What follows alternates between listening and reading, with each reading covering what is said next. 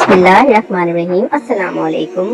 हाजिर एक नए वीडियो के साथ आगाज करते हैं। आज हम आपको हजरत इदरीस सलाम के बारे में कुछ बातें बताएंगे।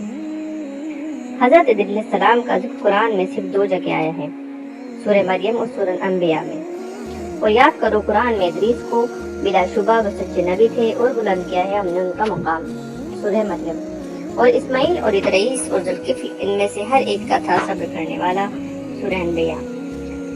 हजरत इदरीस अलैहिस्सलाम के नाम, नसब और जमाने के बारे में तारीख लिखने वालों का सख्त इख्तलाफ है, और तमाम इख्तलाफी वजहों को सामने रखने के बाद भी कोई आखिरी या तरजीह देने वाली राय कायम नहीं की जा सकती। वजह यह है कि कुरान करीम ने तो रुशद व हिदायत के अपने मकसद के पेश नजर तारीख बहस से जुदा होकर सिर्फ उनकी नबूवत के रुतबे की बुलंदी और उनकी ऊंची सिफतों का जिक्र किया है, और इसी तरह हदीस की रिवायतें इससे आगे नहीं जाती। इसलिए इस सिलसिले में जो कुछ भी है वो इसराइली रिवायतें हैं और आपसी टकराव और इख्तलाफ से भरी हुई हैं। एक जमात का ये ख्याल है कि हजरत इदरीस सलाम बाबिल में पैदा हुए और वहीं पले बढ़े। उम्र के शुरुआती दिनों में उन्होंने हजरत शीस बिन आदम अलैहिस्सलाम से इल्म हासिल किया। बहरहाल जब इदरीस सलाम खुद से सोचने समझने की उम्र को पहुंचे तो अल्लाह ने उनको नबूवत से सरफराज फरमाया। तब उन्होंने शरीरों यानी बादशाहों, बदमाशों और फसादियों के लिए राह हिदायत की तबलीग शुरू की, पर फसादियों ने उनकी एक बात ना सुनी और हजरत आदम व शीश अलैहिस्सलाम की शरीयत के मुताबिक मुखालिफ ही रहे। अलबत्ता एक छोटी सी जमात जरूर मुसलमान हो गई। हजरत इदरीस सलाम ने जब ये रंग देखा तो वहाँ से हिजरत का इरादा किया और अपने मानने वालों को हिजरत कर जाने के लिए कहा। इदरीस सलाम की पैरवी करने वालों ने जब ये सुना तो उनको वतन का छोड़ना बहुत गज गुजरा और कहने लगे कि बाबिल जैसा वतन हमको नसीब कहाँ हो सकता है। हजरत इदरीस सलाम ने तसल्ली देते हुए फरमाया, अगर तुम ये तकलीफ अल्लाह के रास्ते में उठाते हो तो उसकी रहमत बहुत फैली हुई है, उसका अच्छा बदला जरूर देगा। बस हिम्मत ना हारो, अल्लाह के हुक्म के आगे सरे नियाज झुका दो। मुसलमानों की रजामंदी के बाद हजरत इदरीस और उनकी जमात मिस्र की तरफ हिजरत कर गई और नील के किनारे एक जगह चुनकर के सुकूनत अपना ली। हजरत इदरीस सलाम और उनकी पैरवी करने वाली जमात ने पैगाम इलाही और भलाई का हुक्म देने और बुराई से रोकने वालों का फर्ज अंजाम देना शुरू कर दिया। कहा जाता है कि उनके जमाने में 72 जुबानें बोली जाती थीं और अल्लाह की अता व बख्शिश से वो वक्त की तमाम जुबानों को जानते थे और हर एक जमात को उसकी जुबान में तबलीग फरमाया करते थे। एक रिवायत के एतबार से हजरत इदरीस अलैहिस्सलाम पहले आदमी हैं जिन्होंने कलम का इस्तेमाल किया। हजरत इदरीस अलैहिस्सलाम ने दीन इलाही के पैगाम के अलावा तमद्दुनी रियासत और शहरी जिंदगी, तमद्दुनी तौर तरीके की तालीम व तलकीन की और उनके ट्रेन तालिब इल्मों ने कम वक्त में 200 बस्तियां आबाद की। हजरत इदरीस सलाम ने तलबा को दूसरे इल्मों की भी तालीम की, जिसमें इल्म हिकमत भी शामिल है। हजरत इदरीस अलैहिस्सलाम पहली हस्ती हैं जिन्होंने हिकमत के इल्म की शुरुआत की, इसलिए कि अल्लाह ताला ने उनको अखलाक और उनकी तहकीक और उनके जमा होने और अलग होने के नुक्तों और उनकी आपसी कोशिशों के बाद के राजों की तालीम दी और उनको अदब व हिसाब के इल्म का आलिम बनाया। और अगर खुदा के पैगंबर के जरिए से इल्म सामने न आते तो इंसानी तबीयतों की वहाँ तक बहुत मुश्किल थी। उन्होंने अलग अलग जातों और गिरोहों के लिए उनके मुनासिब हाल कायदे कानून मुकर्रर किए और पूरी दुनिया को 4 हिस्सों में बांटकर चौथाई के लिए कहा कि मुकर्रर किया, जो जमीन के उस हिस्से की रियासत और बादशाही के जिम्मेदार करार पाया, और इन चारों के लिए जरूर करार दिया कि तमाम कानून से बढ़ चढ़कर शरीयत का वह कानून रहेगा जिसकी तालीम अल्लाह की वही के जरिए मैंने तुमको दी है। अल्लाह की हस्ती और तौहीद पर ईमान लाना, सिर्फ कायनात पैदा करने वाले पस्तरिश करना, आखिरत के लिए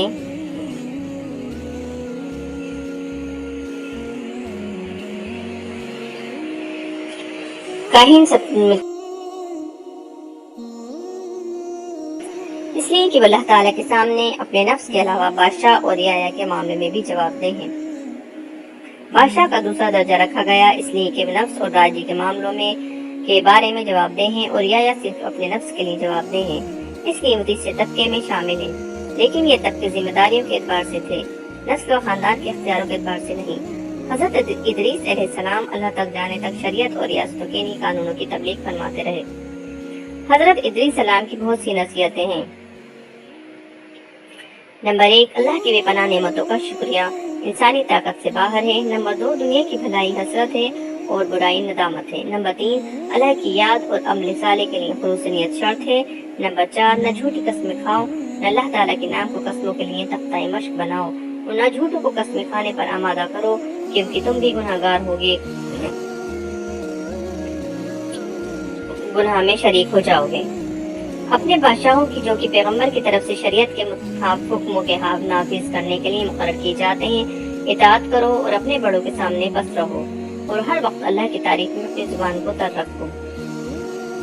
نمبر 6، حکمت روح کی زندگی ہے۔ نمبر 7، دوسروں کی خوشی عیشی پر حسد نہ کرو، اس لیے کہ ان کی مسرور زندگی کچھ دنوں کی ہے۔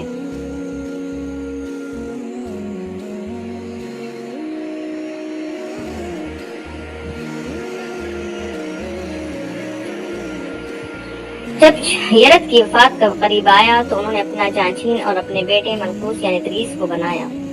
اللہ تعالیٰ نے آپ کو اپنے زمانے کے تمام انسانوں کے لیے نبی بنا کر بھیجا اور چیز کے بعد آپ کو ہی نبوت عطا ہوئی۔ آپ پر 30 صحیفے نازل ہوئے۔ قرآن مجید میں سورہ مریم میں اللہ تعالیٰ ارشاد فرماتا ہے کہ یاد کرو ادریس کو، بے شک وہ صدیق اور غیب کی خبر دینے والے تھے اور ہم نے انہیں بلند مقام پر اٹھا لیا۔ اللہ تعالیٰ نے آپ کو صدیقت کے لقب سے نوازا اور آپ کو صالح نبی کے نام سے پکارا۔ آپ کا نسب حضرت محمد صلی اللہ علیہ وسلم سے جا کر ملتا ہے۔ آپ کی پیدائش حضرت آدم علیہ السلام کے زمانے میں ہی ہو گئی تھی۔ آپ نے آدم علیہ السلام کی زندگی کے 308 سال دیکھے، جسے کہ ہم آپ کو پہلے بتا چکے ہیں کہ قلم سے لکھنے کی شروعات ادریس علیہ السلام نے کی۔ آپ قلم سے لکھنے والے پہلے شخص ہیں۔ اس کے علاوہ آپ نے علم رمل ایجاد کیا۔